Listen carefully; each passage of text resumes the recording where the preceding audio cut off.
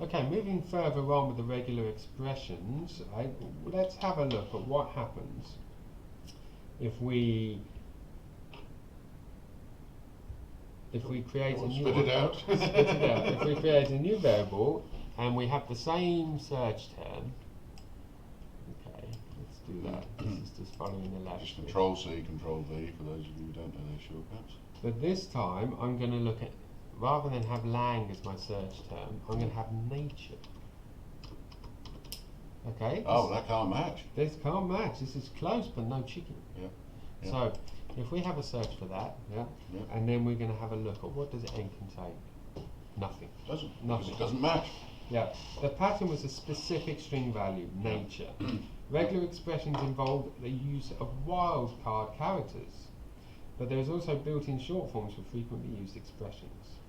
So, let's say we consider as words only those tokens which are alphanumeric, i.e. they only contain alphabets, numbers, or the hyphen symbol. The regular expression you can use for this pattern is \w. So you're reading straight from the notes there, yeah. Yeah. Okay, so let's create a new variable called mySent tokens no punch. So mySent, so we're going to take away the punctuation from our mySent variable. You can call your variable whatever you want when you do this experiment, of course. Yeah. And we're going to write in here word for word in word tokenize mySent. So Okay, you're going to have to talk me through this, I'm Yeah. afraid. and then I'm going to finish that with I'm going to enter there, and I'm going to type if re.search, and my search term is going to be \w, and then word. Okay, I want to know what's going on here. What's happening here is I am going to assign a value to this new variable. Sure, yeah? that's just a variable, equals, but it's the next bit I've got the problem with. Okay, these two blocks here mean that I actually want to process some code first, right? So what I'm going to say is I'm going to say word for word, so this is an iteration loop, Yeah. yeah, within word tokenize mySent. So it's going to take the result of word tokenize mySent, yeah, and it's going to look for every time a word appears, yeah? Okay. Yeah, so for every word within And the word mySent token- is the cat sat on the mat. That's from yeah. previous, right? So what's happening is it's going to look for every word that's returned in a result from the word tokenize function, and it's going to process it if the search term for \w is found within the word. Mm. Yeah.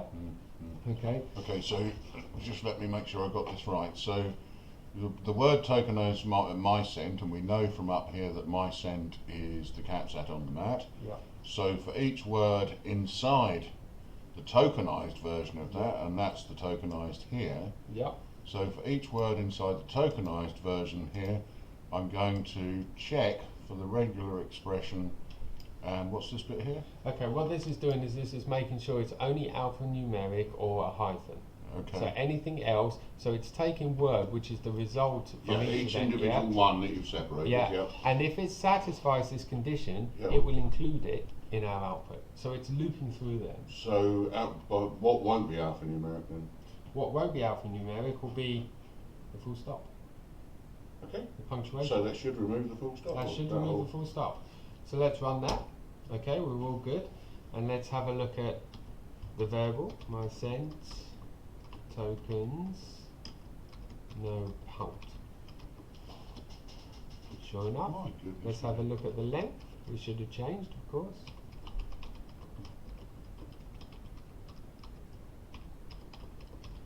Okay, nobody's denying that the terminology used in this Python statement is a little bit confusing, but this is something you often see in Python, isn't it? Absolutely, and in most languages you end up using a piece of syntax that you're uncomfortable with, but nevertheless you just end up using it because you know it performs an operation. I must admit I find that rather clumsy there as well. Yeah, I mean there's other ways we could write this. We could use intermittent variables. We could take the answer from word tokenize and we could then loop through that in a different way. But you know, this has just combined all those commands into one single statement. Yeah, So, it's quite neat and compact. yeah. Okay, we're also going to look at the method set, but we'll close this video now, and we'll do that in the next video. Fine.